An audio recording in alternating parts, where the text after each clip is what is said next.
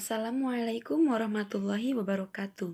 Perkenalkan, nama saya Indri Ayuning Tias, mahasiswi pendidikan Guru Madrasah Ibtidaiyah kelas G semester 4 UIN Raden Intan Lampung. Baik, langsung saja saya akan sedikit memaparkan materi tentang individu, kelompok, dan kelembagaan. Yang poin pertama, individu sebagai identitas diri dan sosial. Secara etimologi bahasa, kata individu berasal dari bahasa Yunani, individuum yang artinya tidak terbagi. Sebagai individu atau orang perorangan yang terpisah dari yang lain, individu tentu memiliki identitas diri. Cooper dan Cooper menjelaskan bahwa dalam pengertian umum identitas sosial mengacu pada definisi diri seseorang dalam hubungannya dengan orang lain atau keanggotaan seseorang dalam berbagai kelompok sosial. Parsons menjelaskan bahwa tindakan individu dan kelompok dipengaruhi oleh 3 sistem, yaitu sistem sosial, sistem budaya, dan sistem atau tipe kepribadian masing-masing individu. Namun, pendapat Bloomer dapat menguatkan pernyataan dari Pasron. Pertama, individu bertindak terhadap sesuatu berdasar makna sesuatu tersebut bagi mereka. Sesuatu yang dimaksud di sini bermakna objek fisik orang lain. Kedua, makna tersebut berasal dan hasil interaksi sosial seseorang dengan orang lain. Ketiga, makna tersebut disempurnakan dan dimodifikasi melalui proses penafsiran di saat proses interaksi berlangsung. Yang poin kedua yaitu sistem dan status sosial dalam masyarakat. Sistem sosial pada dasarnya adalah bagian dari pembahasan tentang masyarakat society. Dalam istilah sehari-hari dikenal sebagai masyarakat dengan sistem sosial hampir sinonim, terutama dalam mengungkap tentang sistem masyarakat dengan sistem sosial.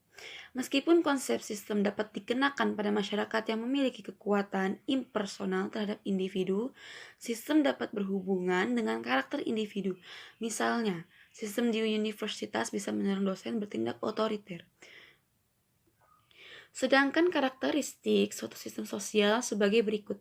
Yang pertama, ditinjau dari ruang lingkupnya, sistem sosial dapat dikelompokkan menjadi dua, yaitu bersifat makro dan mikro.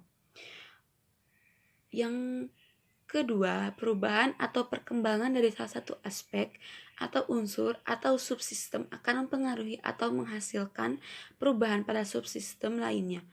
Yang ketiga, antara subsistem satu dengan subsistem lainnya dalam sistem sosial bersifat deterministik, saling mempengaruhi. Poin yang selanjutnya yaitu C. Kelompok sosial. Manusia harus menjalin hubungan dengan manusia lain. Oleh karenanya, lahirlah kelompok-kelompok sosial, baik kelompok yang terorganisir maupun yang tidak terorganisir. Terdapat 3 alasan individu membentuk kelompok. Yang pertama, berada dalam wilayah yang sama. Yang kedua, memiliki keturunan yang sama. Yang ketiga, memiliki kepentingan, minat, atau tujuan yang sama. Baik, poin selanjutnya yaitu D. Interaksi sosial. Manusia yang hidup akan saling berhubungan dan saling membutuhkan satu sama lain dalam bermasyarakat. Kebutuhan itu yang dapat menimbulkan interaksi sosial sebagai suatu proses. Kemudian, Shaw mengemukakan bahwa interaksi sosial merupakan suatu pertukaran antar pribadi yang tiap orang menunjukkan perilakunya satu sama lain. Menurut Sukanto, interaksi sosial merupakan hubungan sosial yang dinamis yang menyangkut hubungan antara orang perorangan, antara kelompok-kelompok manusia, dan antara orang perorangan dengan kelompok manusia. Baik, poin yang terakhir yaitu lembaga sosial.